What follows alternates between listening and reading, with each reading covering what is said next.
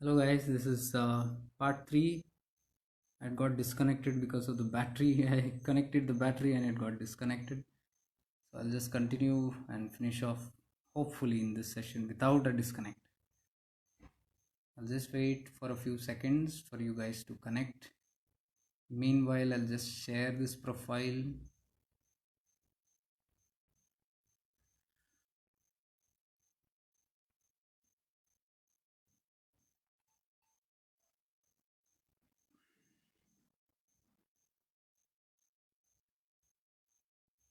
Yeah, greetings to all of you.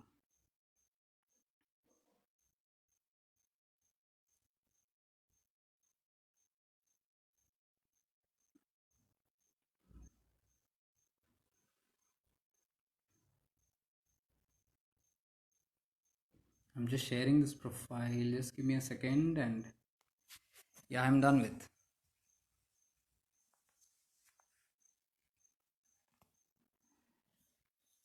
I think I'll go out into the nature. That is better than the room.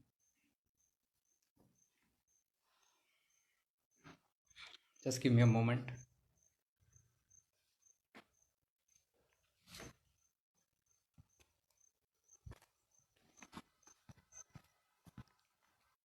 Greetings to all of you, and I'm just connecting with the third part 1 and 2 got disconnected again, but it was a very healthy and very deep sessions. So I think I'll sit here. This is beautiful. So I love this place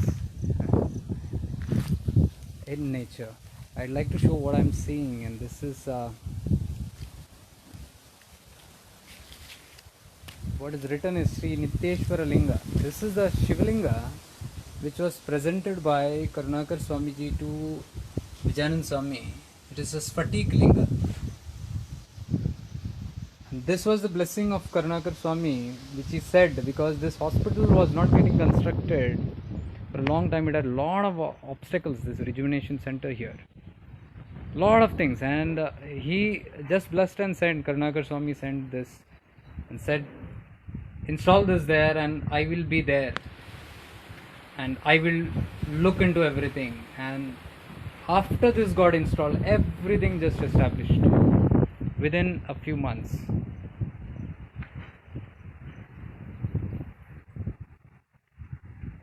So it is that Karunakar Swami resides here under this Audumbar tree, the tree of Lord Dattatreya, in this format. This is what I told last time. I'll share with you.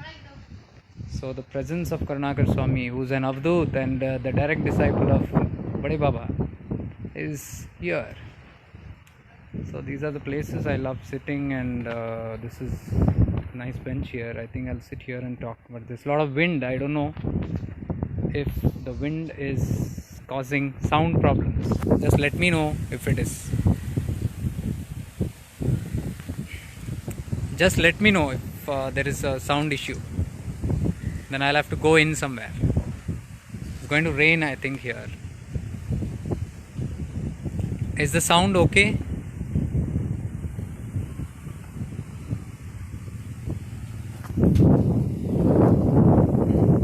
Is the sound okay?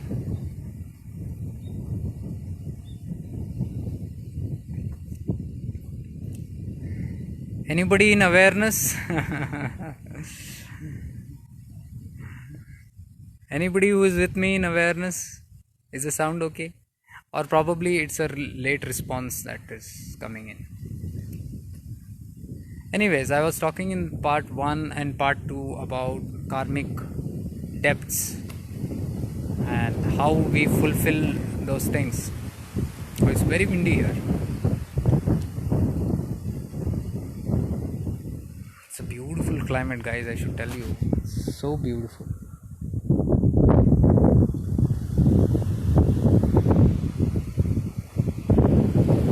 It's going to rain now.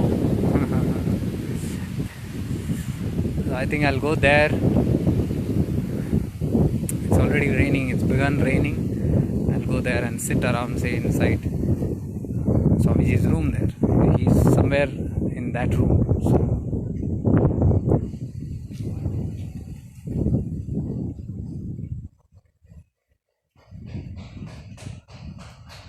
Oh, there is this hospital place here. Let me sit down here.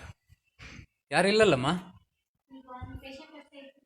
ಎಲ್ಲಿದ್ದಾರೆ patient ಹೋದ್ರಲ್ಲ okay okay there is no patient here so today ಇಲ್ಲಿ ಕೊಡ್ಬೋದಲ್ಲ ಬೆಳಕಿದೆ okay so I be here this is calmer barish ho rahi hai. So I was talking about these life incidences about the past karmic connections, and being here in this ashram I've met many people who come to Swamiji, and lot of real life incidences about past lives happening here, and I'm a witness to it, and I would like to share a lot of things here. See, one thing was, I've talked enough about our families and our connections, our soul connections, and how everything is temporary and how everything is not what we imagine them to be. My child, my father, my mother, my aunt, my neighbor, my servant, my uncle, my grandfather, my whatever is not true. For the moment, there is a role that is being played, the puppet is playing a role. We take it very seriously. When we take it that role very seriously, it is called caught in illusion or maya. This is how life works. And on this path, we become aware, we become conscious of all these things, and in consciousness, we live. It's not that we become conscious and we leave everything and run away. It's not that. We live, we fulfill, because you have taken birth to fulfill that. You have taken birth to fulfill those karmic debts and to complete it, and without completion you cannot go, because you will come back again. Are you getting it? I'm not sure if you, I don't see any responses, so I am not sure if this is stuck or the comments is stuck or if the live is only stuck, because thodi there say nothing is coming here. Neither I'm seeing any likes or hearts or anything, so I'm assuming the video is running live. ಇಲ್ಲಿ network ಬರ್ತದಲ್ಲಮ್ಮ.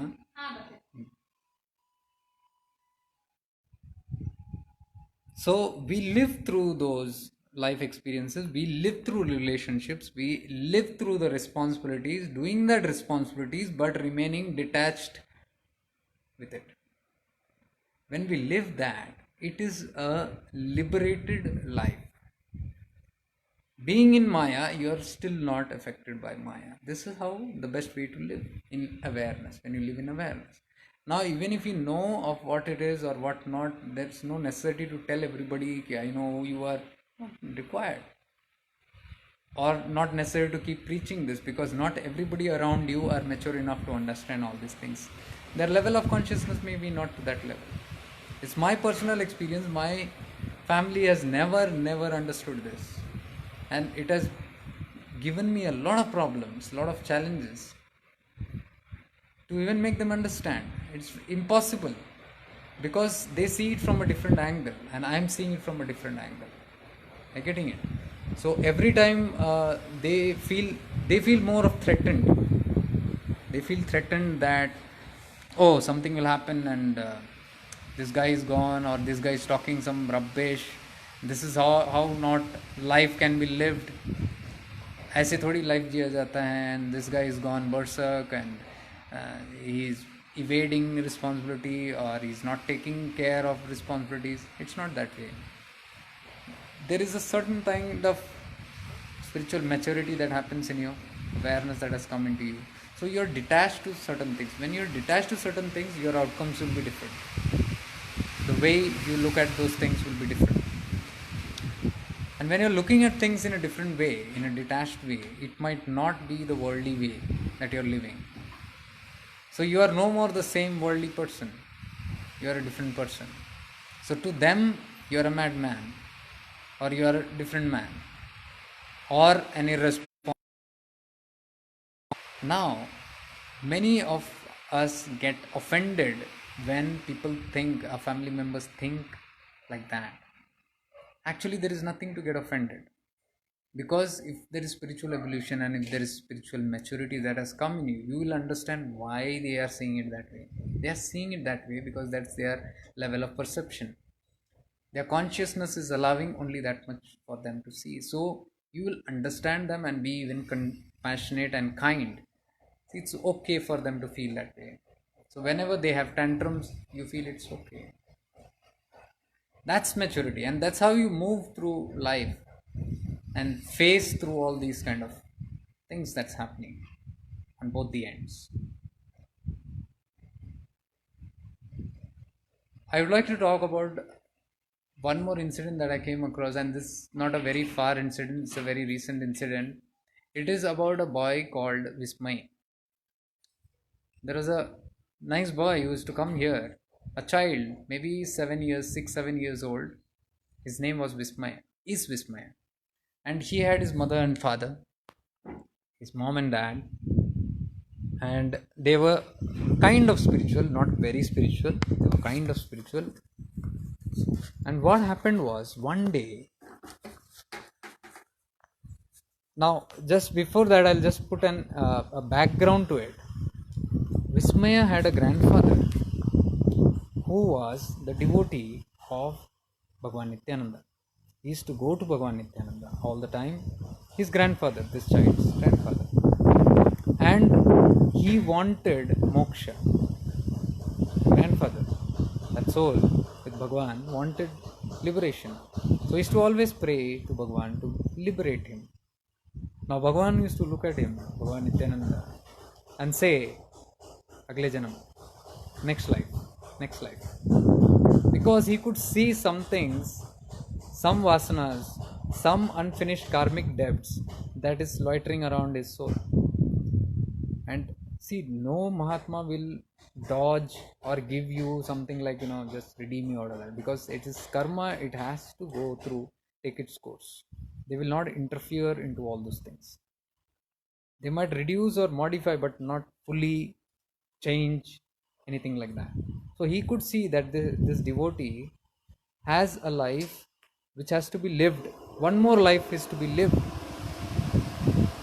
because there were some vasanas, again, tendencies to be completed. So there was no moksha in this life, but next life. So he just says, next life, you're going to have next life. And the whole life passed away, and the grandfather had a natural death and he passed away. And that thing was over there. Now then we come to know what about the whole thing is about. This family, the father and mother, coming here to this ashram to meet Swami Vijayananda. And one fine day, this child, the small child, his name is Vismaya, 7 years or 8 years old, he comes into this ashram. He walks there and he goes and cries and throws tantrums to his mother and says, take this pant off. He is wearing a trouser. And he says, take this off, it's irritating.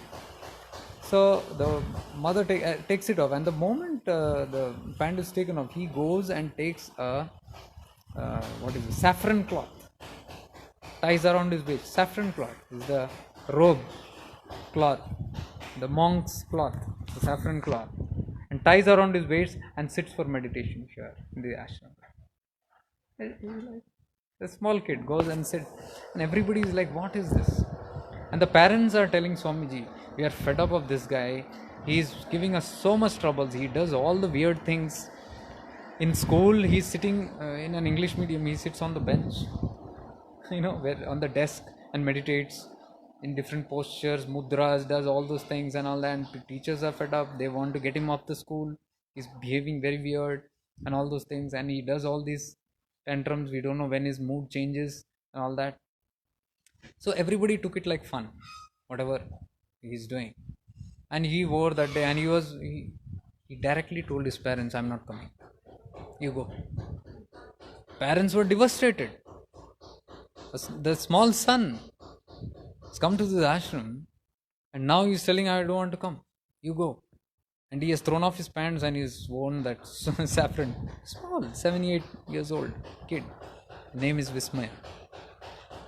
Now the parents are really devastated and telling, what is this? They did everything and all that, but he was very adamant, and life went on in that manner.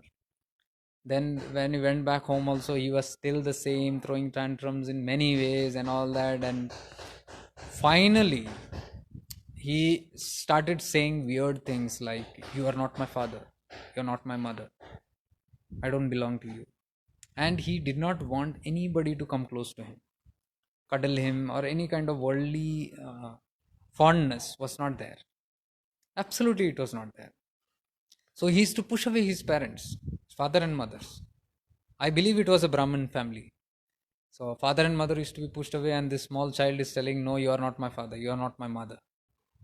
And when this was happening, the father and mother was very devastated. The mother was little strong, but the father was very fond of the child, and he used to constantly call Swamiji here in the ashram and say, "This hig marta idane huduga, this guy is doing, this boy is doing, and troubling us so much." So even Swamiji was not understanding. He said, "Okay, maybe something is there, some vairagya has come in him, and he is a spiritually mature soul," and kept on going. As the child grew, he became more and more disconnected, and then he started spending more time in meditations and out of the home and in ashrams here, there, and all that. And one fine day, he just left home.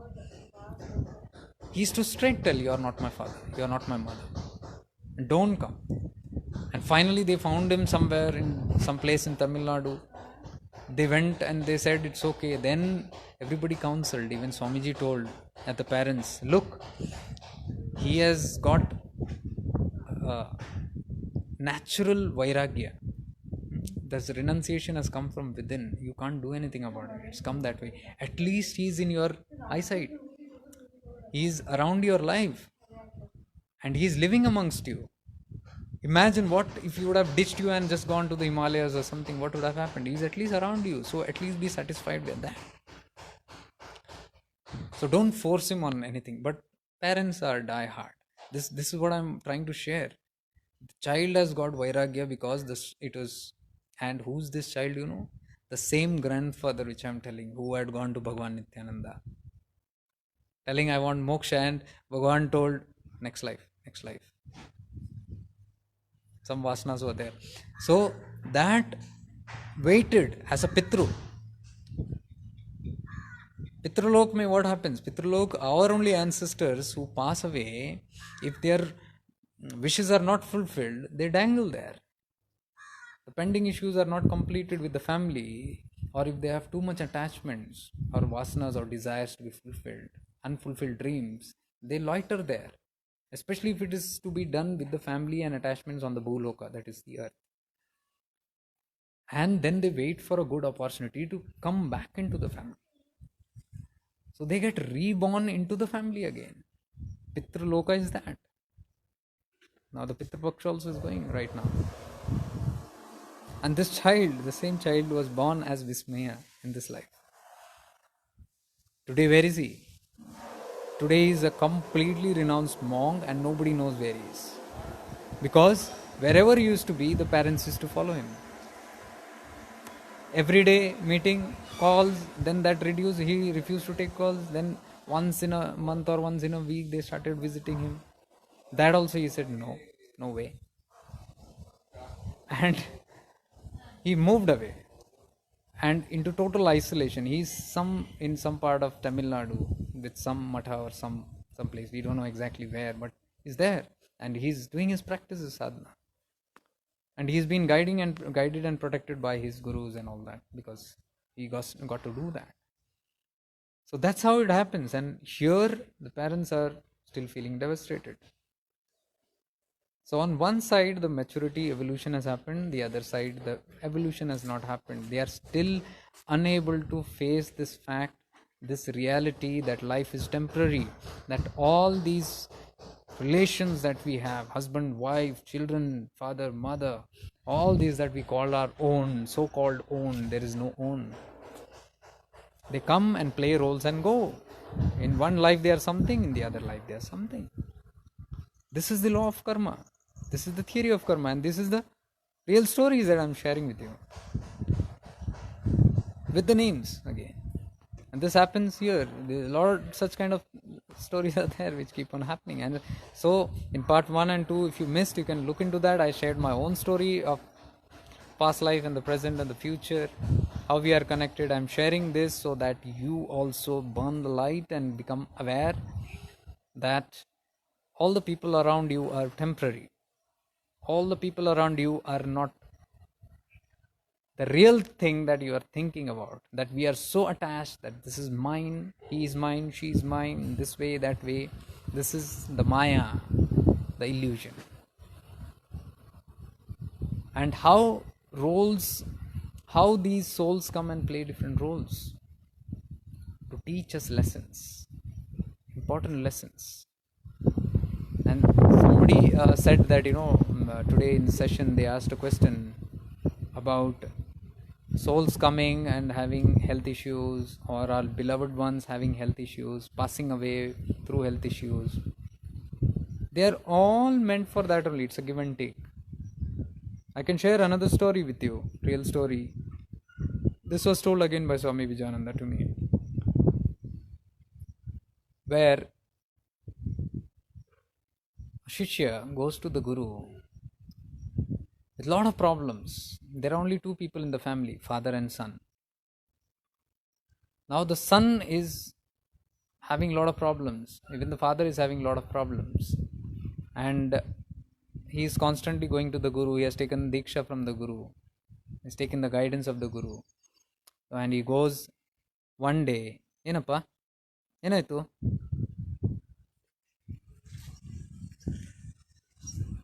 Ashram dog. Enaitu? Hope. One day his son is admitted very seriously, critical in the hospital. Enaitu? Huh? Enbeku? ಏನಾದರೂ biscuit ಏನಾದರೂ ಇರು ಕೊಡಿ, ಕೊಡ್ತೇನೆ. He goes to the hospital and he is admitted very critically. His life is in danger. And the father runs to the Guru and says, what life is this? So much of suffering, so much of suffering. I am only suffering all my life, and now go to see my son is in the hospital and he is battling for life. And I went to the doctors, and the doctors are saying we got to do is some kind of surgery and something, but there is no guarantee. And 3 lakhs they have already taken. I've been paying hospital. Just give me a moment, this dog is crying. ಇದೆಯಪ್ಪ ಕೊಡಿ, ತಗೋಪ್ಪ, ತಗೋ ಬಾ ಬಾ ಇಲ್ಲಿ ಬಾ ಬಾ ಇಲ್ಲಿ ತಿನ್ನು. Eating some biscuits. So he's admitted in the hospital, and 3 lakhs I've already spent on his medications and all that, and now the hospital is asking for more, and it's going on, it's never ending, and I already am in so much of financial troubles. The Guru looks at him for some time and says, I can help you out on all this, but you'll have to do one thing. He says, now anything you say, Gurudev, whatever you have said, I've done. So the Guru says, you'll have to bring me 7 lakh rupees. So he's little shocked, because he has spent all his money. Now for that 7 lakh rupees, he has to even sell his house, all his belongings. But since it is Guru Vakyam, he goes and sells all his belongings, and he sees when he sells all his belongings and all his things, the amount that comes is exactly 7 lakhs. And he says, thank God, at least I got this amount. And so now let me go and give it to the Guru. So he goes with that amount and he gives it to the Guru, 7 lakh rupees. The Guru takes it and keeps it, and now the man is assured that the Guru will take care of the problem, because he said 7 lakhs. And then what happens is, by the time he reaches home, he gets the news that his son has passed away. Son is dead. That shatters him like anything, and he's devastated, because 3 lakhs hospital he already said, and whatever he had, the Guru took this amount, 7 lakhs. He had given everything. Money is also gone, son also is gone. He doesn't know the meaning of life, and he doesn't know whether to trust his Guru or what. So in that pain, he goes to the Guru and he says, this has happened. Why this should happen to me? The Guru tells him, listen carefully. The Guru tells him,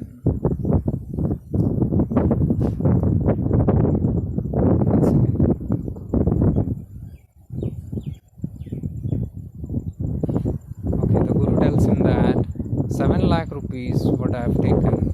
I do not know. If I look into your karmic accounts, there was 10 lakh rupees in one Janma. You had duped a person.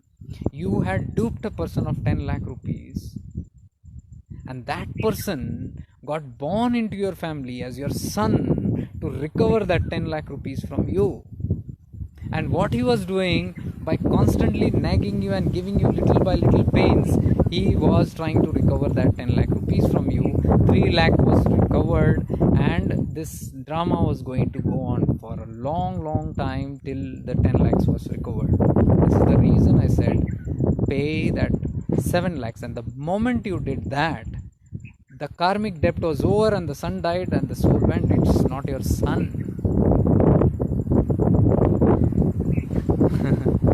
You're getting this? He came in the form of your son to recover that karmic debt from you. So the Guru could see this, and the Guru redeemed that person from that karmic debt by doing that.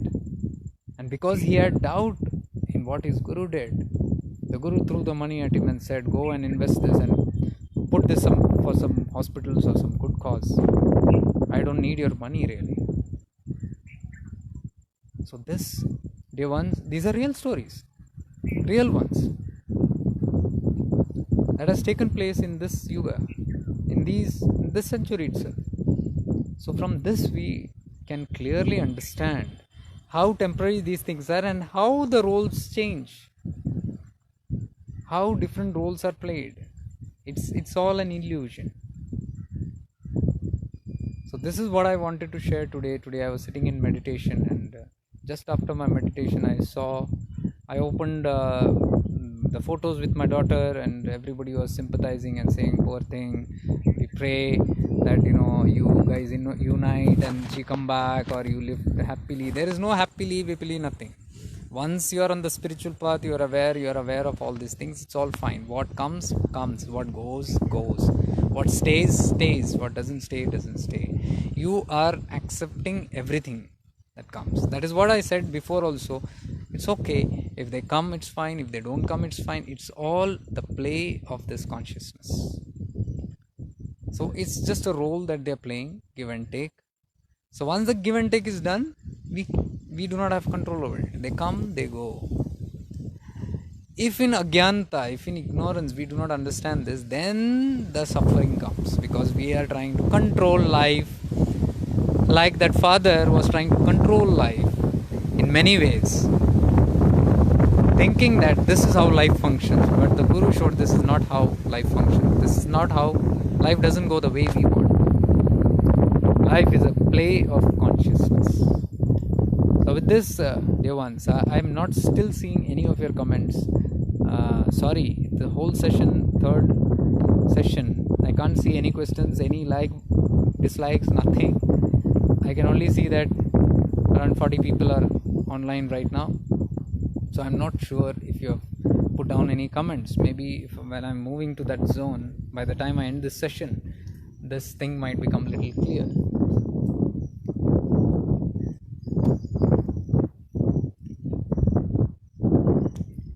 So I'll just move towards the room and see if you have any questions. If you have put any questions here, I'll try to just answer them.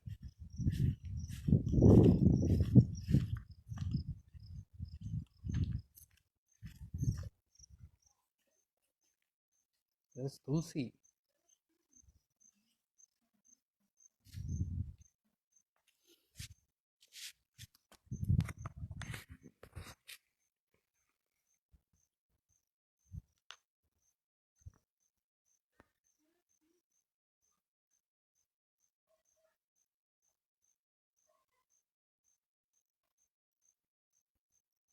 Yes, I can't see any messages here.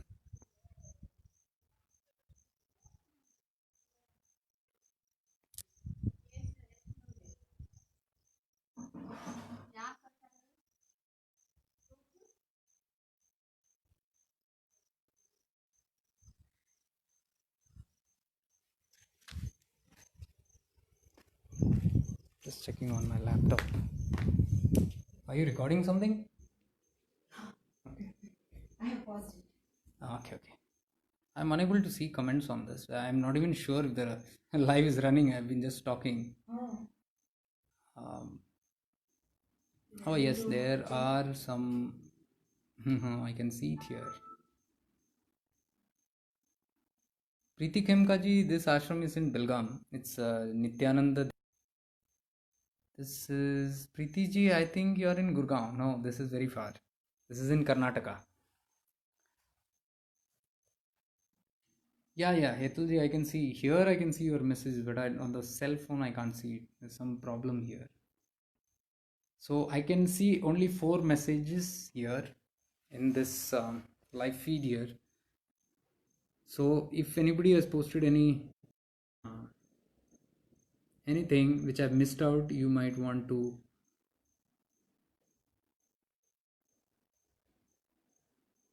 Yeah, I'm glad you guys heard it all. It was a very important session, all the part one.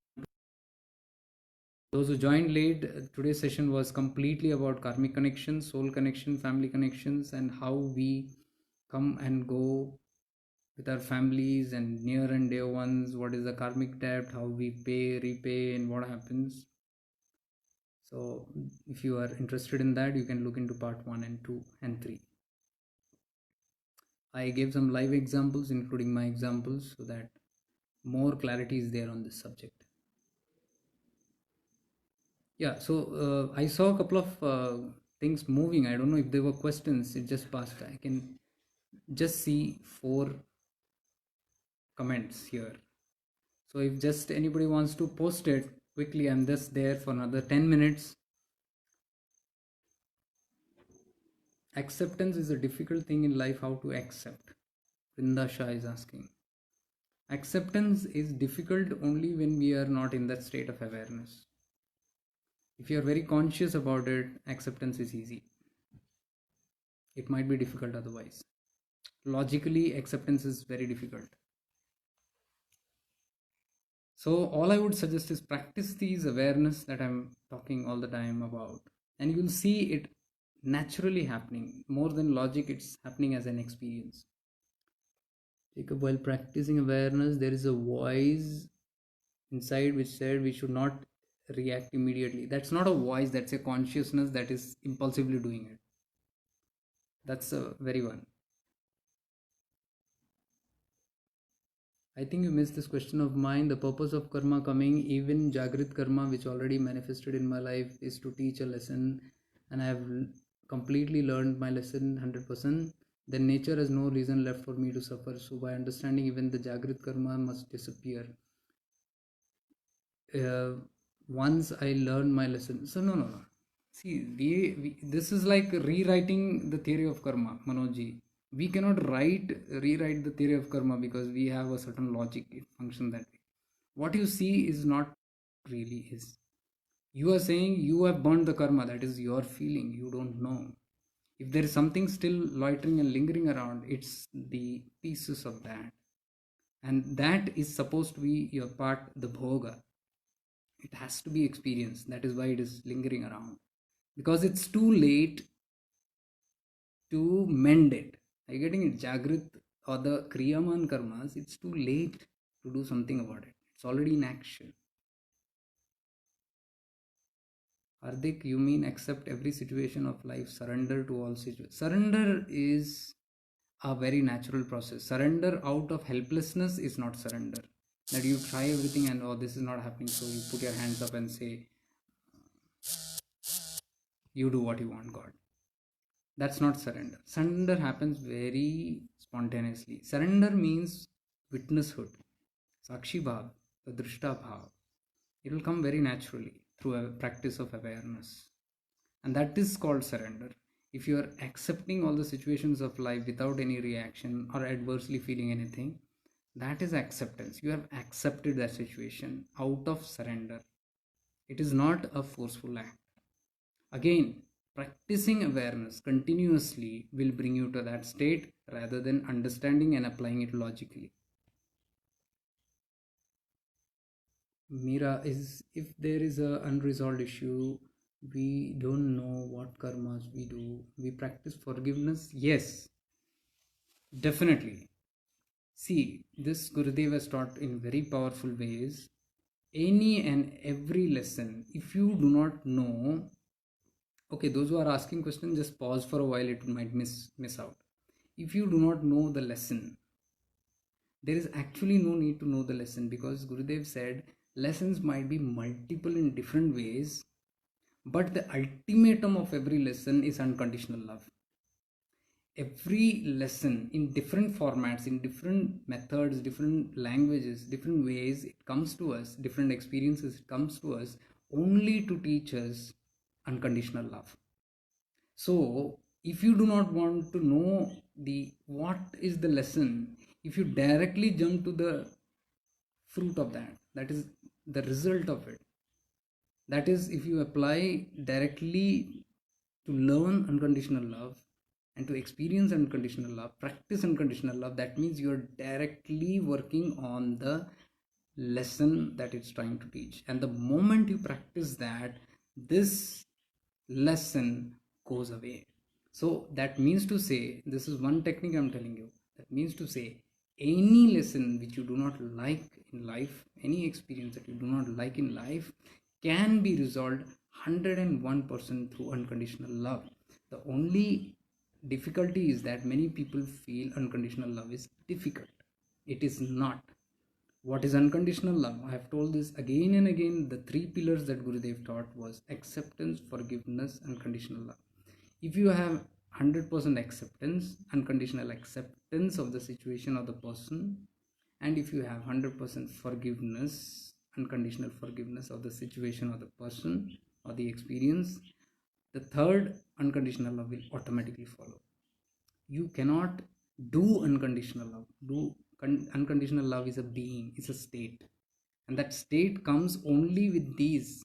You have complete acceptance, no judgments, no blame games. That person did this. There's nothing outside, everything is our own reflection. So when I owe 100% responsibility for my own life, I accept that everything that's happening to me is my own stuff. And when I accept my life situations, I can easily accept the people around or the situation around. And when I accept everything, there's a state of witnesshood and surrender. And in that state, you can easily forgive anyone, myself or others. And when these two happens, the third one, unconditional love, it just flows. You don't have to do anything. So you can see how powerful these three teachings are. By leading to this and by leading to unconditional love means you are learning the lessons crystal clear through this. And when you learn the lesson, automatically that life incident will stop poking you or troubling you. It's a very simple but difficult but powerful process. This is one way. If you just work on these three, acceptance, forgiveness, and they have another subcategories, they have roots. Like for acceptance and forgiveness. Acceptance, for example, you need to be non-judgmental, non-critical, because judgment means you are not accepting. See, there are deeper roots in that. That is why we say follow the whole teachings fully with integrity, with honesty. Then only this path is practical spirituality. It's not wisdom. This is not Gyan Marg only. This is applying the Gyan Marg. Siddha Marg is applying the Gyan Marg, the Raja Yoga Marg, the Bhakti Marg, the Karma Yoga. Everything is application here. The Siddha Marg.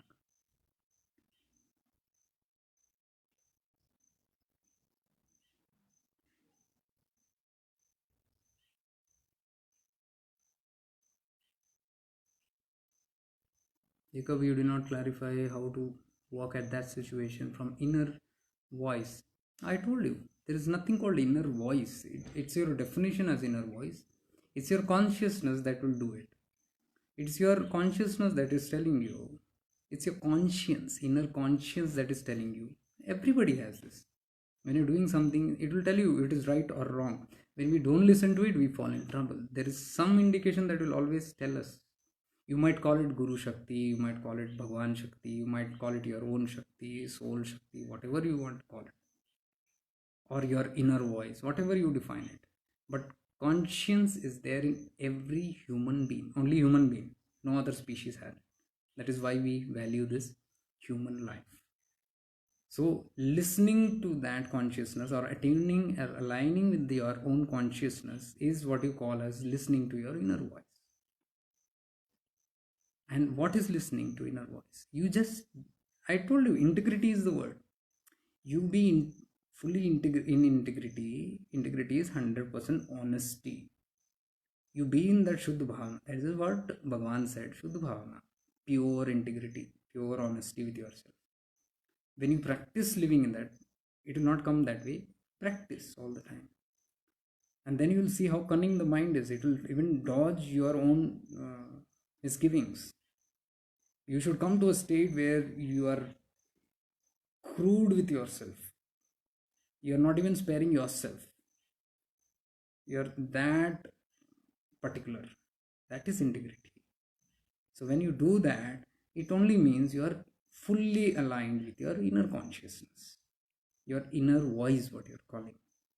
So when you're aligned with it, you just act. It should become a spontaneous act. You don't have to wait for a voice to come, then think with the logic mind what that voice is. Then your brain says, okay, let me do it. Not, no. That is all the ego consciousness that is doing it. If you are fully working from your real inner self, it will very spontaneously happen. Like the voice is being heard, as you say, or the alignment of the consciousness is showing some light into the darkness, and you will spontaneously act on it also without even thinking. There is no time to think. You are that. You are that beautiful pure awareness. You are that beautiful pure soul that is just reflecting that beauty without having to think.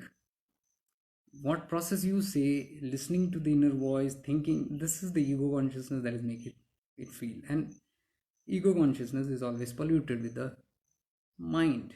Mind has a lot of other tendencies, and the moment the mind comes to work, is right or wrong, then it is polluted. Then it will all depend on your vasanas, your tendencies, your root pattern, conditionings, habit, all those psychic impressions, sanskaras. It will act out of that. The idea is not to allow your mind to get into all this. Mind should not be at play. It should be a spontaneous. How to be spontaneous? Awareness. This is what I'm trying to spread on my page. Be aware. Be in full Jagrit awareness. Then you don't need your mind to do anything. It's spontaneous. You hear that inner voice, or some consciousness comes and you do it. That is why you see the Avduts, the great masters, they don't have time to think. They are very spontaneous, quick. They are immediate. What is inside is outside. Bhagavan Nityananda always said that. What is inside should be outside. There is no two-way. Like inside something is coming and then you take time for the brain to process and then you project something out. There is no time for that ego consciousness. So these people are called madmen. They are not madmen. We are madmen because we can't see the truthfulness which they are. They just reflect.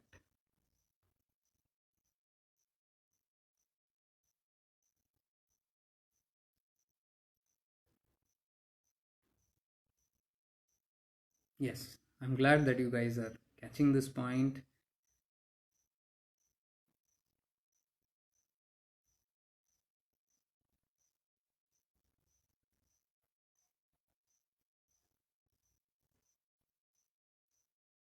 You're not having food? Swamiji is not having food? I think he is also not hungry. He is also not hungry. It's Looks 1 like o'clock. he's lying down. 1 o'clock. It's one already. I'm not at all hungry. You I asked him? asked for buttermilk. She said it's one. I'll also have only buttermilk. No lunch today. Here we are having 3 times, otherwise it's like 1 time or 2 times. Yeah, guys. So yeah, I am now getting your comments, but I think 2-3 just got missed. So if you want to just copy paste on that, I can see only 4 comments right now. The latest 4 comments. Let there be clarity in all the sessions we completed of. How to seek forgiveness from someone without feeling guilty. हार्दिक भाई, कहाँ हो आप? First of all, I told you the feeling of guilty is victim consciousness. Victimhood is guiltiness. When the lesson is not learned, only there will be guilt. Guilt is a subconscious way of seeking punishment. It will tell from within that I have not learned, so I need punishment. So I am feeling guilty, guilty, guilty, guilty. Pain is the outcome of guilt through physical pain, bodily illnesses. It comes as an outcome of that guilt. That is why we say don't nurture guilt in any way. So, your question is how to seek forgiveness from someone without feeling guilt. If you have really learned something from that, you have hurt somebody, and if you're very truthful and say, oh God, I hurt this person, I feel so sorry. I'm repeating. If you really feel it from the bottom of your heart, there will be no guilt. If there is guilt while saying I'm sorry, it means the acceptance of that error is not full. When you understand as a pure soul, what you have done is an error, what will you do? Forget forgiving that person. First, forgiveness will come to you. There will be some space, sacred space in you telling that it's okay, you did a mistake, but now you're realizing it. I did a mistake, so it's okay. You'll feel relaxed. Oh God, I did a mistake. I did something wrong to someone. Now I regret it. I shouldn't have done this. So there is a sense of regret that I shouldn't have done. And now it is only to convey it to that person, probably. If this part has happened fully, 100%, it's very easy to convey. What you will do? You might just dial the number and say, I'm so sorry this happened.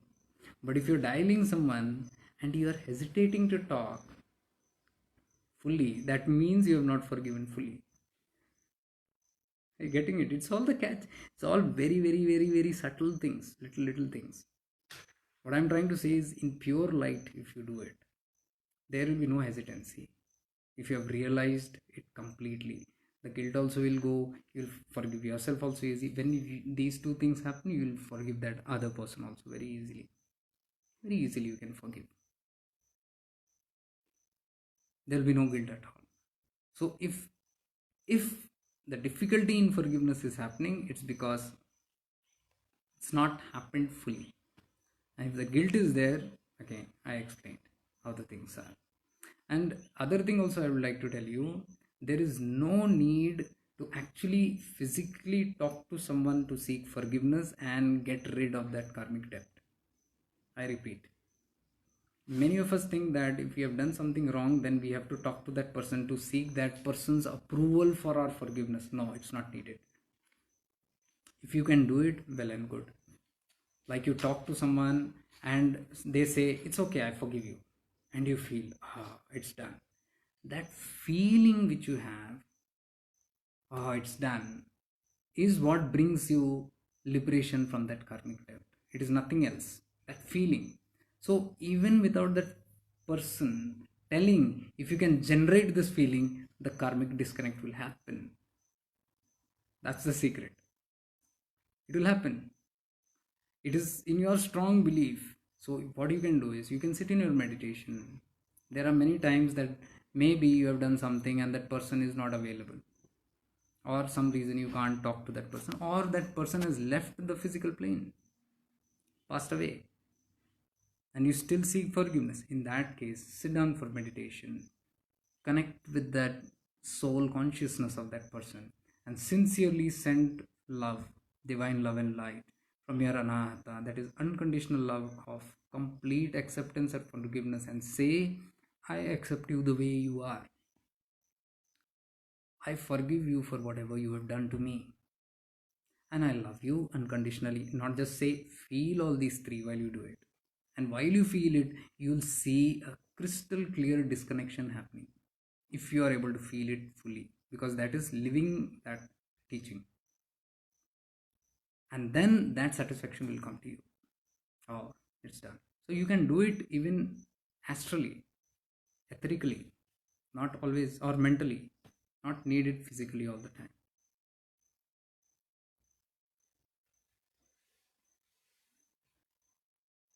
Yeah, thank you. So is there any other questions or any confusions of today's session that we had?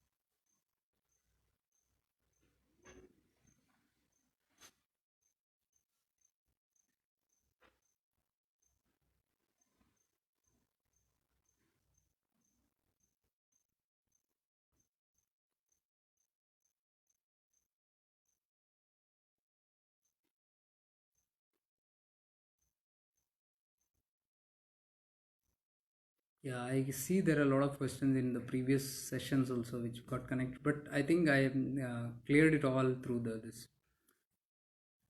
Many questions are there, which is a repetitive thing. You can just go through the part one and part two. I have explained fully in detail.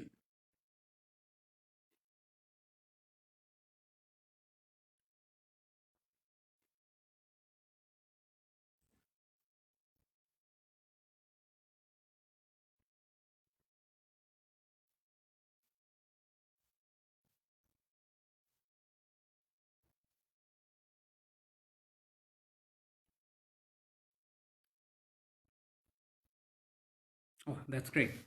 So I think, yeah, so I think I've answered all your questions. If there are any more questions that is leaving, that is still pending or anything, you can put it in the comments here. I will certainly answer it, either by text or in the next session. And if you have liked this session, do share and like this, because this is the algorithm of Facebook. I told you. The algorithm of Facebook doesn't directly spread out. It is like it sends only notification to 20 people depending on your interactions. Very strange.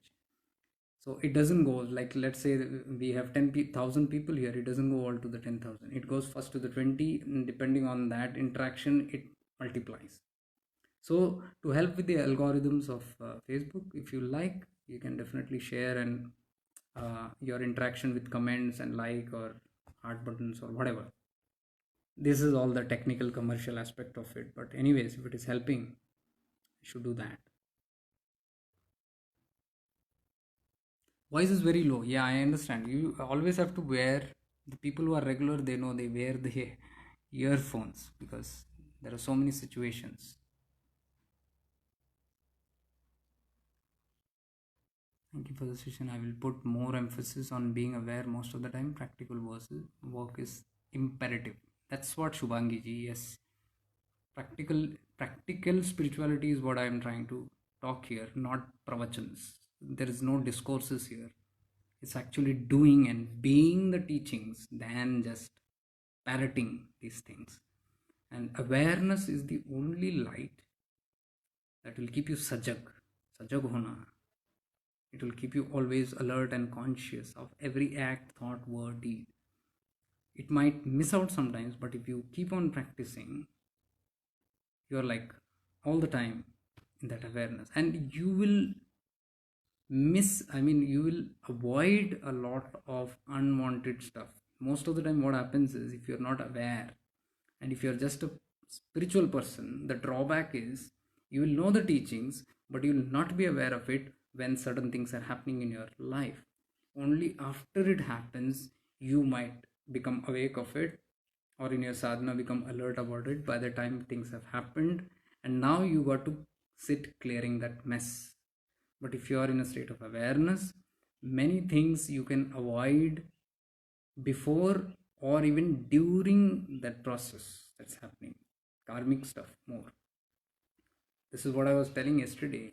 We sit doing sadhana and clear a lot of things, but at the same time, unconsciously gather more karmas. The other part, when we are not aware. And then again, we sit cleaning that. So it remains like almost neutral. Awareness helps be awake, so that only sadhana keeps on reducing the things, and you don't accumulate more.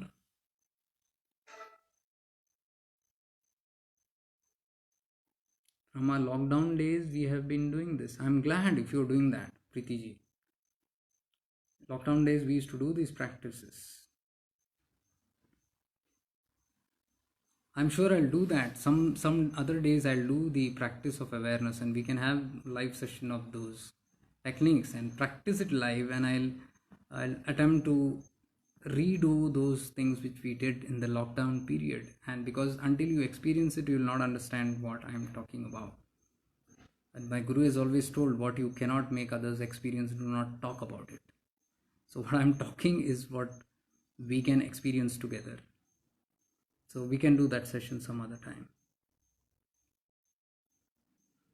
Yes, it takes us to a completely different dimension while practice awareness. Yeah, it's not a different dimension, it's connecting to the real soul. That I will never say there's a wrong concept that always says your soul, connecting to your soul. It is not your soul, you are the soul. If it is your soul, then who's that you are? Who are you? Your soul, it cannot be. You are the soul, you are that awareness. So it is like connecting to your real self. The soul is coming out when you are in that awareness. That is what you are defining as a different dimension. There is no different dimension. It is the real soul that is now experiencing the Srishti through the windows of your eyes. Driver sitting in a car and passing through a car wash. You know a car wash. The driver does not get out and the car automatically is being washed. They sit inside the car and slowly move the car. Outside, the car wash is happening. So you in the driver's seat is the soul. The car is your body that is moving through, and inside you are sitting and watching everything outside, including the cleansing that is happening. Cleansing is the life process, especially this current transition period, ascension period, which the planet Earth is undergoing, and your soul is undergoing. So there is a lot of scrubbing that is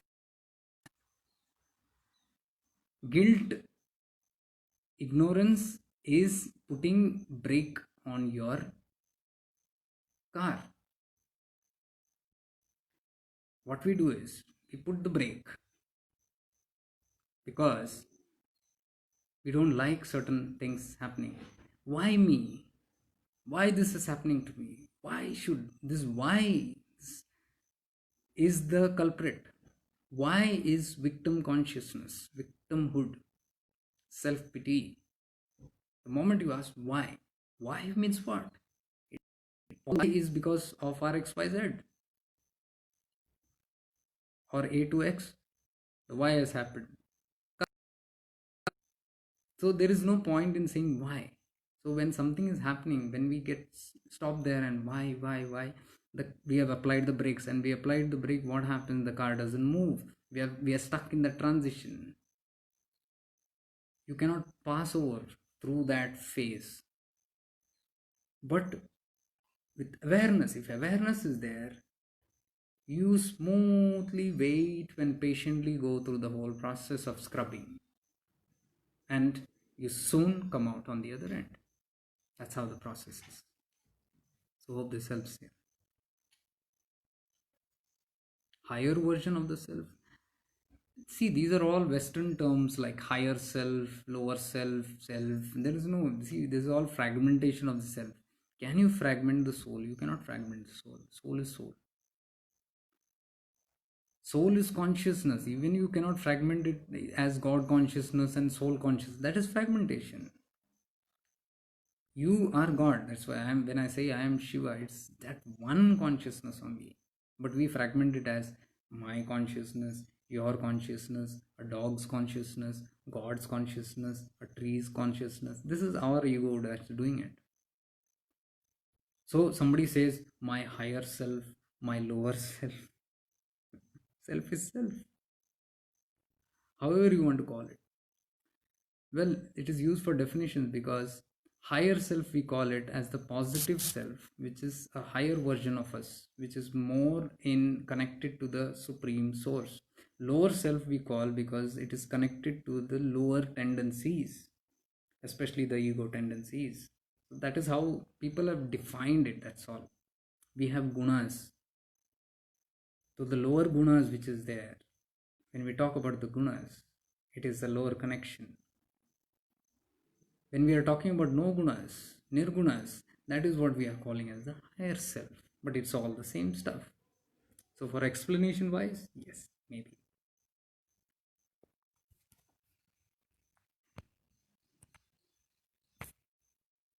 Yeah, Pratush, what is Muji? You said Muji. Why did you say Muji, Pratush?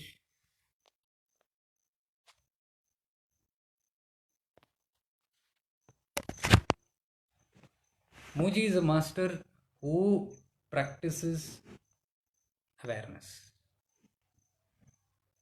Muji is a master who practices pure awareness. His teaching is awareness. He lives in awareness. Now, this is good you told about Muji. I'll tell you.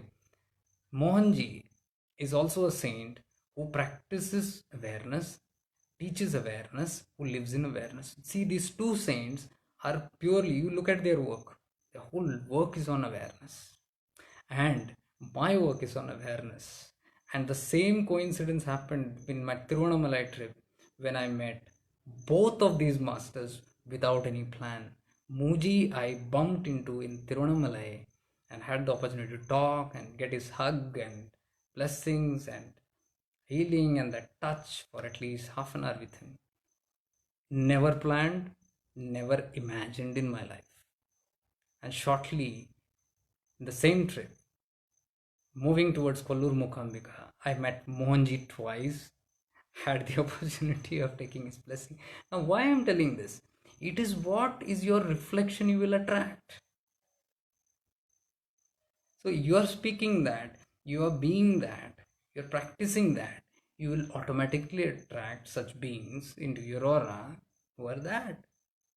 Are you getting it? What better example can I give than this?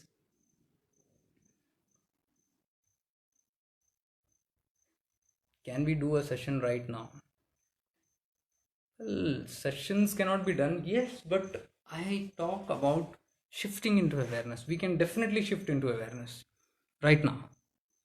So it's not a meditative sessions or something. I do everything with eyes open. So no closing eye business. Because awareness we live, we got to live and do it. Right now you can do it, no problem. So let us quickly do this. All the guys who are online right now, just shift your awareness. Shifting your awareness is just switching your perception from the ego mind to the real eye, from the false eye to the real eye, just through bhav. One perception, and you are there. It's very simple. That is why I call shift into awareness. We are not in awareness, so shift, move into awareness, and it can be in a second.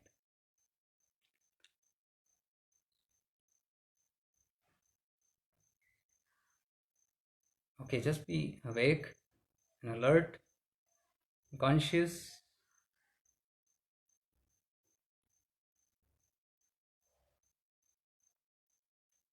Just be awake with your eyes open, don't close your eyes. Feel your right eye. Bring all your awareness to the right eye. You'll see the moment you bring your awareness here, there will be a kind of heaviness in your right eye. Now move it to your left ear, complete ear. Left ear. Do you want me to talk a little loudly? I'll do that.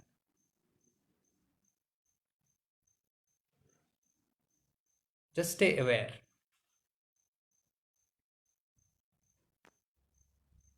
Feel the whole ear. Now move your awareness to your right thumb. Feel your right thumb. No movement. Don't move. Just sit still. Listen. Be alert. Conscious. Aware. Right thumb. Feel the whole right thumb.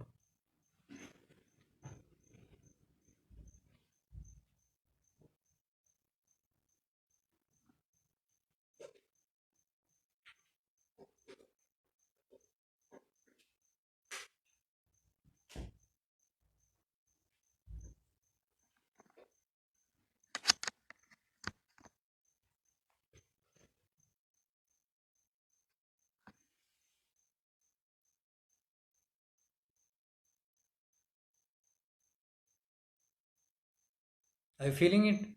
When I say hold right thumb, you're feeling the nails, right thumbnail only. Full awareness on that. Feel the blood flow inside that thumb, only the thumb. Feel the bone inside the thumb. Feel the skin over the thumb.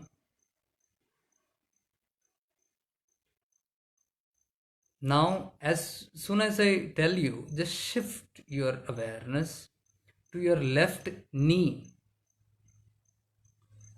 You don't have to think. Don't think. Feel it. Experience it. That is awareness.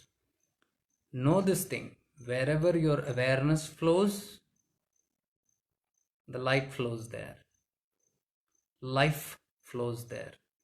Life force energy flows there. So left knee, feel the kneecap without touching, only feel, experience.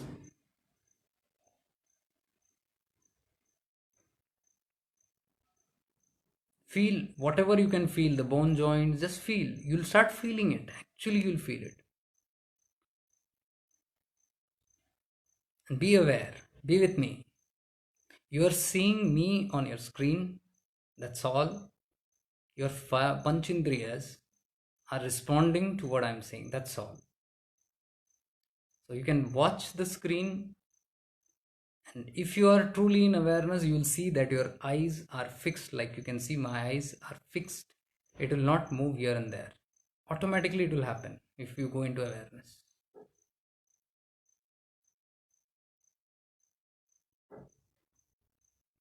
Now move your awareness to your lips, upper and lower lips. You'll feel the whole awareness has come here. You'll feel this part heavy. Feel the lips without moving it. Feel whatever blood flow you can feel, whatever sensation, feel it.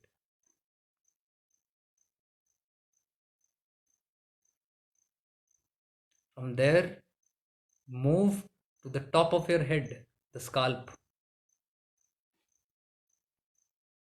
When you are feeling the scalp, feel as though you are in every hair, root of every hair. You can do it. Simultaneously feel the scalp, feel every single root. You'll slowly settle and you'll start feeling as though you are in every root of the hair. Feel how your scalp feels, how it is touching the skull bone.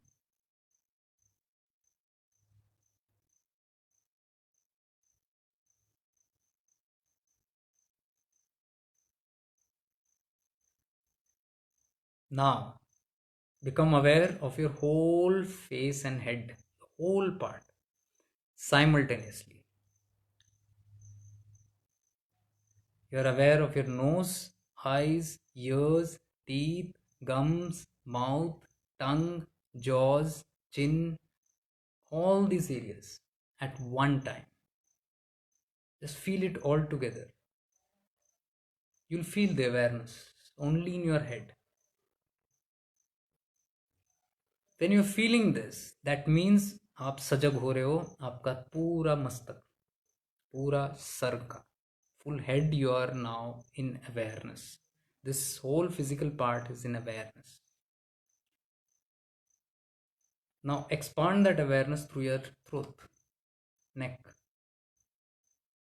full part. Now you have expanded that.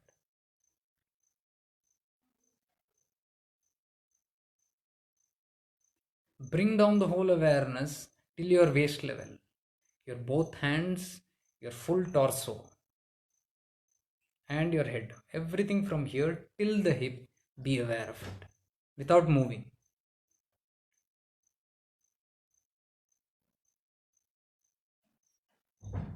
And just sense actually what's happening. You might even sense what's happening within the body, all the organs.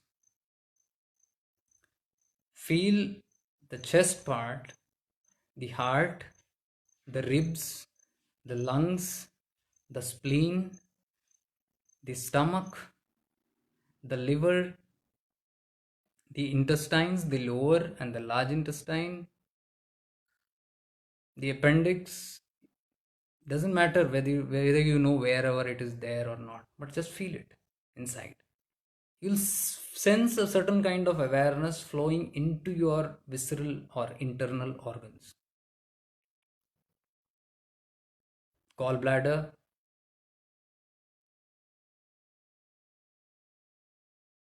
from the neck, feel your spinal bone that is going from here. Just run your awareness through your spine till the root, till the tailbone. Just feel it. Bring your awareness only on the spine now, apart from the body, only on the spine.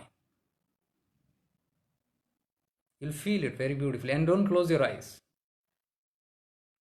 If you close your eyes, it will be more powerful, I know, but I want you to practice with your eyes open. If you close your eyes, what will happen is you will fall into meditation right now. And the essence of this awareness will go. That is why I don't want you to close your eyes.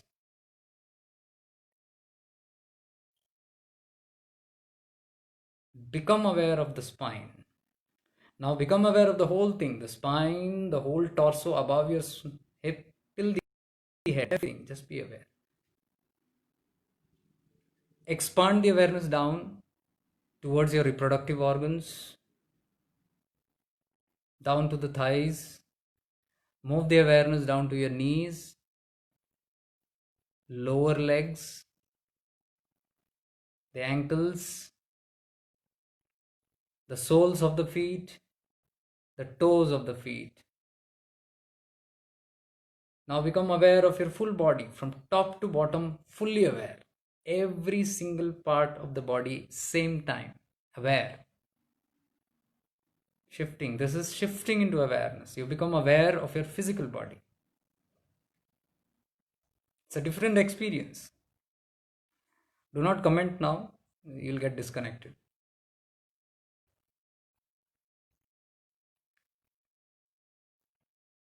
Know one thing, healing works in this manner. Wherever your awareness flows, energy flows there. This is a good way for healing. Any part of your body that needs healing, just become fully aware of that place. Whichever tattva you're connected, whichever guru, whichever God consciousness you're connected to, connect to that tattva and then close your eyes and then become aware of that organ and see light in that area. You will find warmth, it will become hot, you will have a different kind of experience, and if that is happening, it means energy is flowing there, the prana shakti is flowing there, and healing is happening. There's one way to heal. So right now you are fully aware of your, now become aware simultaneously of your whole body, all the organs, all the skin. Do it as I say. Become aware of the whole skin that is covering your body, the whole muscular system that's covering your body, the whole neurological system, the nerves that is covering your body, the blood that is flowing. Become aware of the whole body, the blood is flowing. Become aware of all the skeletal system, the whole skeleton. It's beautiful when you become aware of your skeletal system inside your body. Every part, the skull, the head, neck, spinal cord, legs, hands, fingers, bones. Become aware of the bone marrow inside the bones. So now you are like completely in awareness, physical awareness, this is called. Now, deeper, shift more deeper. Just imagine the trillions of cells, every single cell become aware. There are trillions of cells. Become aware of every single cell in your body simultaneously. Those who are doing it well will just fall into meditation. You might feel that your eyes are going to close. Don't close it. Keep it open. Now expand that awareness into your first kosha, that is the pranamaya kosha. Become aware of it, that aura. Just become aware of it. Don't have to think how it looks, nothing. Just imagine there is one shield, one layer, a few feet out of you. There's a pranamaya kosha, where your subtle system, your nadis, your chakras, everything is there. If you do it well, you will see that suddenly some certain things you become sensitive, certain things are happening. If you do it really well, you will see a certain parts of your body changing, moving, becoming warm, or nostrils opening up, or digestion or the gas moving. All these things will happen if etheric body, when you are aware, because they are connected. Wherever your awareness is, prana rush is there. Now move it to the mental body, mana sharira, mind body. One layer outside. This is your mind. If you're doing it right, it will become very still, calm, peaceful, empty. This is how you can enter into silence. Mind is fully blotted out. Expand it further is your Jnanamaya Kosha, the wisdom sheath, where all the knowledge is there of your past, present, and future, where all the karmic imprints are there. You don't have to do anything there, just become aware, that's all. The one more body is there outside. Move it further to the final body, that is the Anandamaya, the bliss sheath. Just be aware. So now you're just aware that your Annamaya Kosha, Pranamaya Kosha, Manomaya Kosha, Jnanamaya Kosha, or Anandamaya Kosha, all are sajak, active.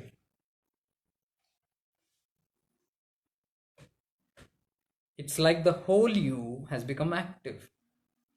Now, what is that thing that is active and experiencing all this in the stillness? That is you, the real you. The soul is experiencing this. And you can see the moment you connect to your soul, you have shifted into awareness. The moment you shift into awareness, you can see how everything has stilled. Everything is still. You try to move, you cannot move. Your eyes won't move. It is all fixated. Your pupils get fixated. When you're in deep thought, what happens? Your eyes is like this. Can't move. If you're experiencing that, you got it right. If not, you can keep experiencing this. Those who are unable to experience this, please extend a simple extent, because you are more physical. Those who are subtle will experience this faster. Those who are more gross and physical, I'll tell you one more technique. Look at this person on your screen in front. When you're looking at this person, also look at your side, but don't take your eyes off the screen.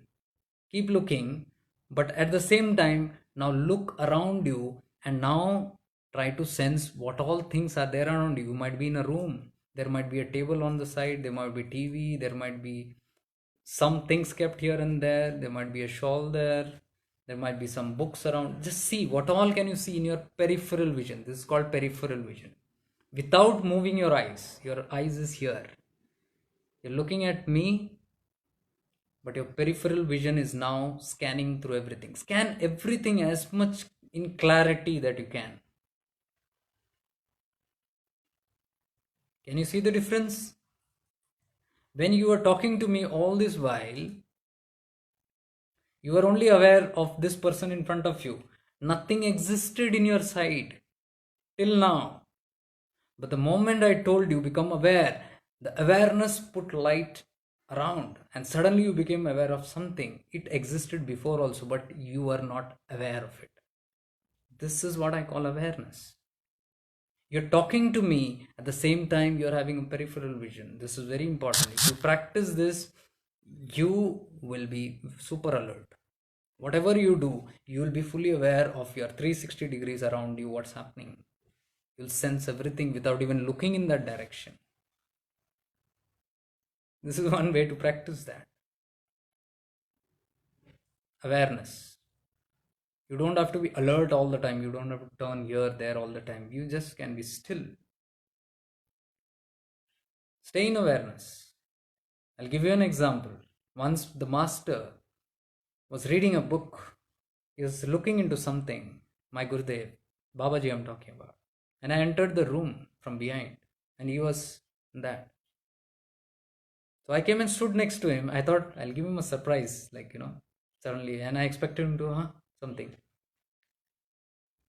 But he just spoke. He didn't even look the side. He couldn't even see I'm there. He was in the book. And he said, wo ho gaya? I was like shocked.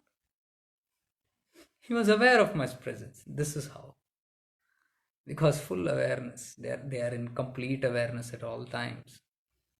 So that's how important awareness is. This is how we can sense. Because if you are not in your body consciousness, if you are in your body consciousness, it's the ego consciousness, the limited I. But if you move out of your body into your koshas, you are the unlimited self. And if you expand yourself into the prakriti, into the srishti, into the cosmos, with that oneness, this is how you establish oneness. You become one with everything around. And if anything around your oneness, now you are looking at me, you dropped your peripheral vision for a moment right now because your awareness came back to this. Now, when I told you again, you became aware of your side. Now tell me, if somebody walks in your peripheral vision, won't you catch it? You'll be aware that somebody is walking.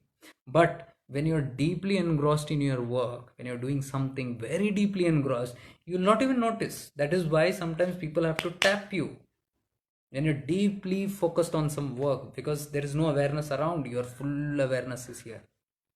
This is what we did in the start. When I said be aware of your head, what happened? Your whole attention came here. Your peripheral vision was not working. When I said put your attention on your body, it was here. It was not in the koshas till I told it. When I said koshas, you started expanding it. Probably not in the body, now you are out. When I said peripheral vision, it came there. Perhaps you lost your communication with your body. The idea is not losing any connection. Body, internal body, external body, cellular body, koshas, the ethereal bodies, spiritual bodies, and the atmosphere around, everything simultaneously you can do. That's the catch. The practice should be expanded in this level. That's why I say, if you look into my earlier videos, there are practices where you can watch the TV and still be mindful. You do any work, but you're still alert. In such states, when you're sleeping also, you'll be alert. You will be sleeping, but still the soul will be fully awake and aware of everything. This is how it happens. So just see in your peripheral vision, you can see a lot of things, you can feel a lot of things. There are many techniques I've shared. If you want to make it still more powerful, stay for a few more minutes. Now, you can apply your indriyas also. Listen carefully to what you can hear right now without dropping this awareness. You are fully aware of your body, your cells, your organs, your koshas, your peripheral vision, everything around you. You're aware. Now you are becoming aware of what can you hear. Listen to what can you hear. Till now you are hearing only my voice, but that doesn't mean there is nothing. You'll be surprised. Now you're listening to my voice. Now you listen to the external voice. You'll hear maybe wind sound, some TV, somebody talking, dog barking, wind, something. Listen. Become aware.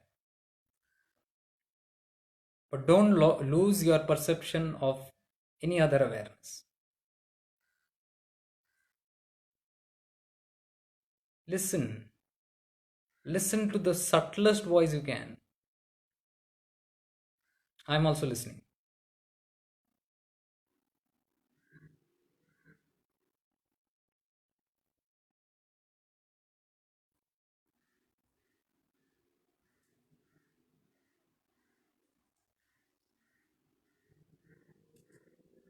Can you see that?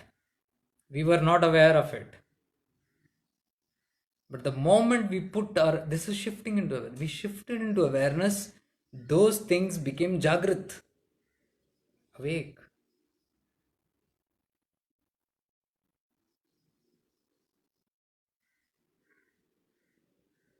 This simultaneously you can practice with vision. See, first I told you vision, peripheral vision, eyes active.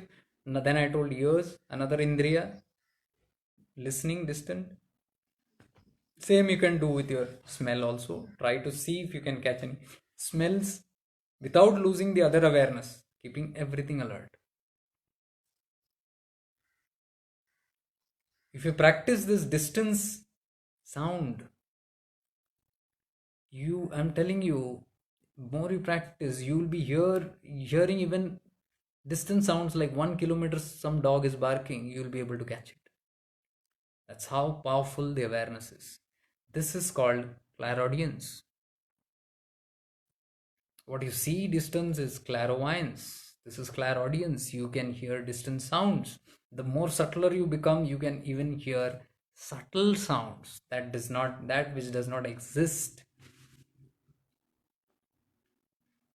This is how people hear voices of non-physical beings. That's how powerful our dimensions and awareness is, what I'm trying to say. The practice. I'm sure you're enjoying it because I don't see a drop in a single person also from the time you joined. So I am sure you guys are connected and enjoying this awareness. Okay, now what I wanted to tell you is, we say we can't control our mind, so many thoughts, this happens, that happens. Everybody is asking all the time how to control the mind. Now tell me, in this past 15-20 minutes, where was the control? Did you need to control your mind? You'll be surprised to see there was not a single thought right now. All the worries, anxieties, nothing was there. Because now your awareness is totally on something else, the reality. All our worries and things are all stupid things which does not even exist. It's all the mental vibrations which does not even exist. We create it. But what exists around us, we are unable to see because we have not tapped into that. So it's very simple to silence your mind through awareness than closing your eyes and struggling to fight this thought, push this away, push that away. So next time you want to practice meditation, practice awareness. You can do it for your sadhana.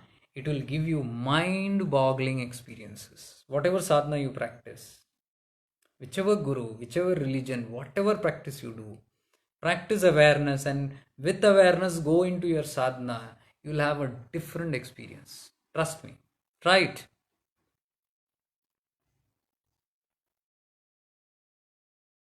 So it's as simple as that. So you might slowly want to come back into your body consciousness.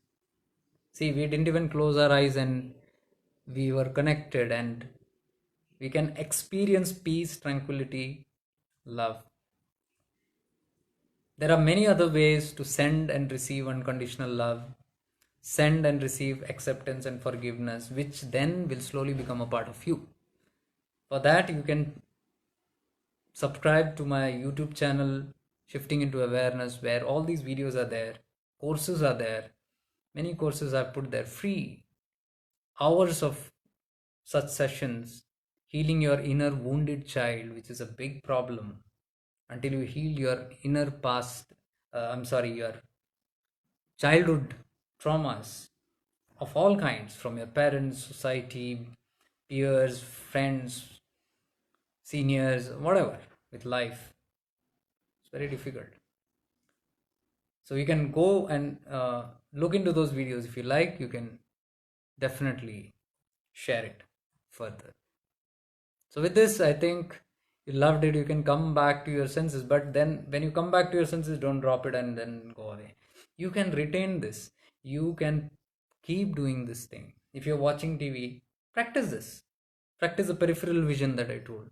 Practice distant sound hearing, sitting wherever you are, all the time. Or practice everything in Sajakta, awareness.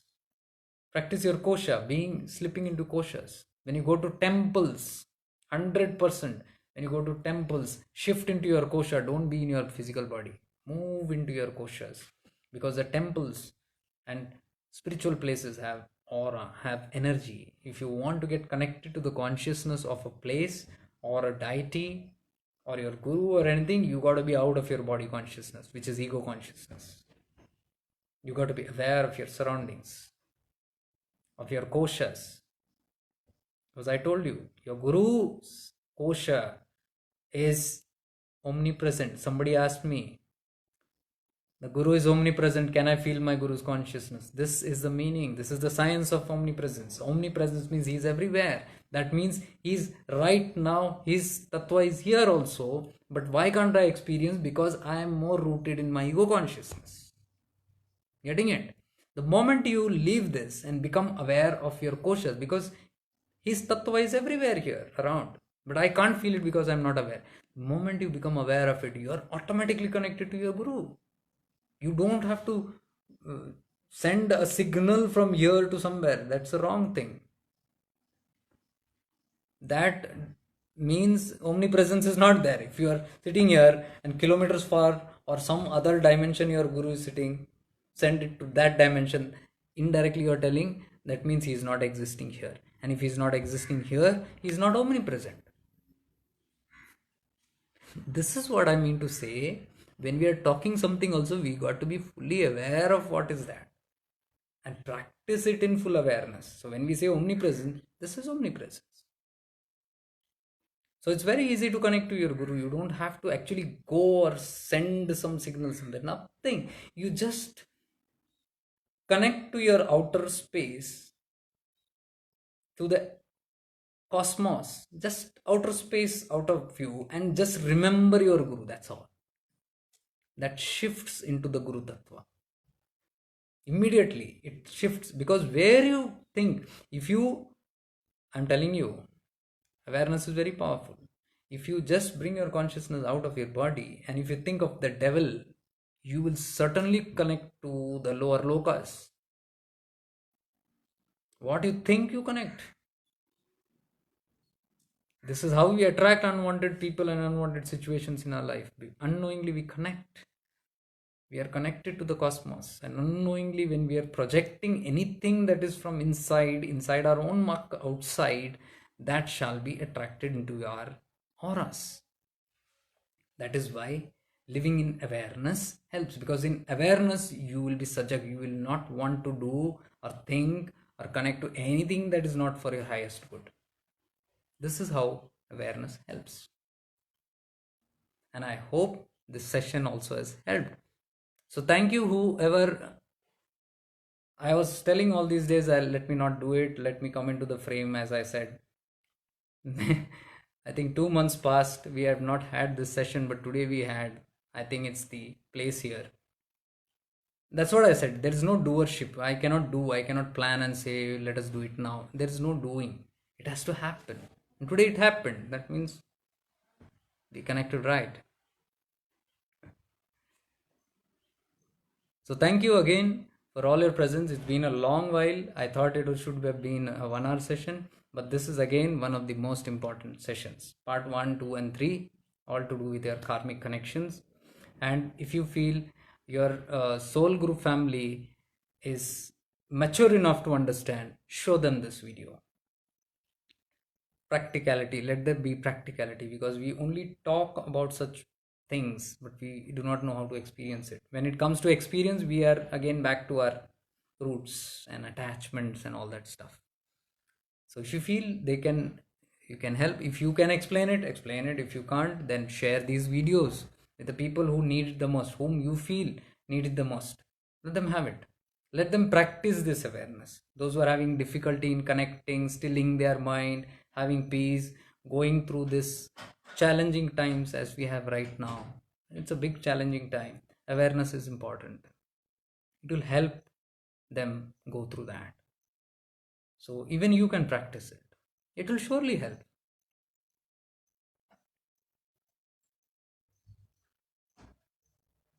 Good. Looking at a message, I feel it was. Do you want to share how were you able to connect? Were you able to experience? How was it?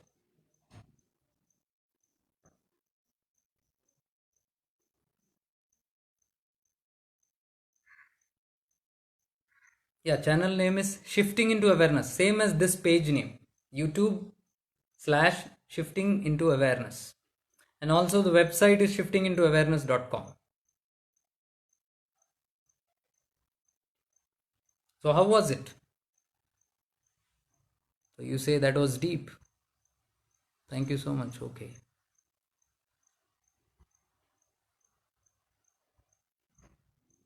Very good as awareness session. Thanks a lot. Very nice. It was great.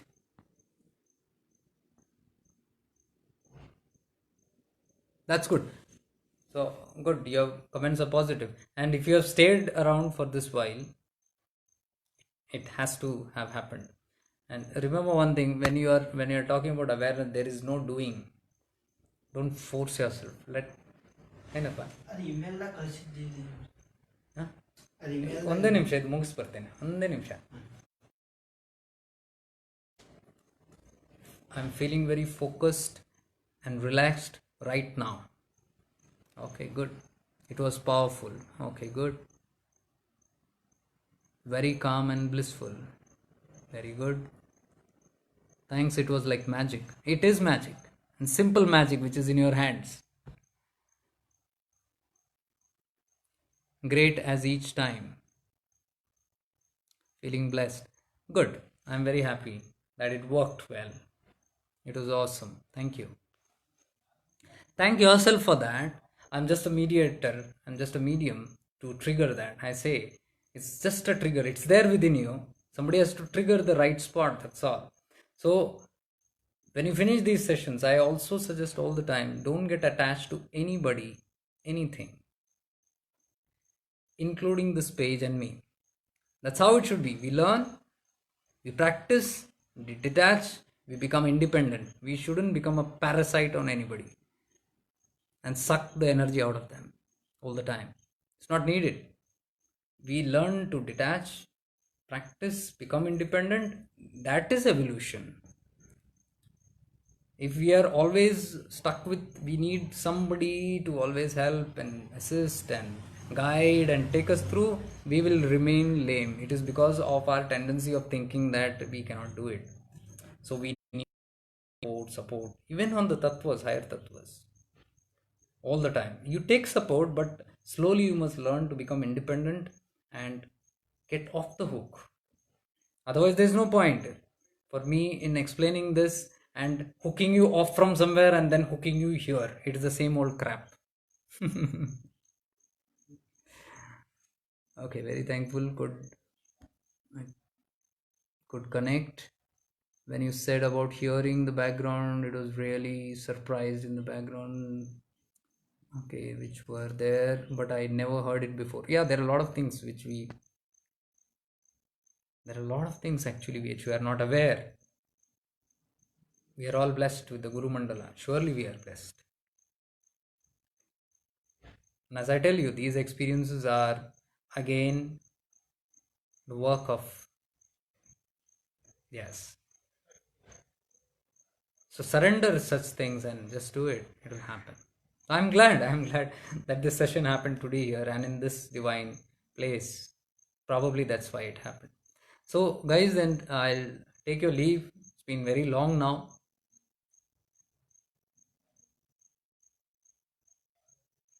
Yes. I'm getting all your comments. I'm reading. There are many comments coming continuously. So, anyways, if not, also I'll read it after the session. Yes. So, thank you then. I'll take your leave. Thanks for your time. With much divine love and light from the bottom of my heart to yours, with prayers that we all ascend together in this wonderful spiritual journey. Felt some jerk in my heart. There are a lot of things that happens. Don't get stuck with that. There will be a lot of things that will happen. If you, the more powerfully you do it, a lot of things. Don't get stuck in that. Even kriyas, uh, don't mind it because they are just symptoms, and sometimes the ego feels very strong and to boast about it. And this happened, that happened. Not needed. They are all crap actually. Certain things happening and unwinding itself. Let that happen and just look at it and don't be bothered. Whatever happens, physically, mentally, emotionally, just watch it. Sometimes when people go into awareness, they might suddenly burst out crying. So it's okay. Don't judge there. Oh, why am I crying? What did I do? No, don't worry. Whatever happens, Sahaj, let it happen. Because it's a process that's happening, and there will be a lot of things that will be unwinding, uncluttering, and all those things. So let it go. Let it happen.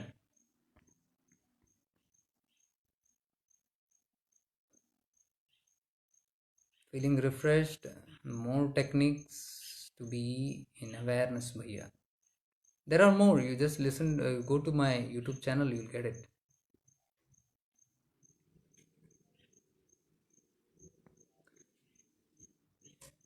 Yeah, so for prayers for all our ascension together on this beautiful journey. I take your leave.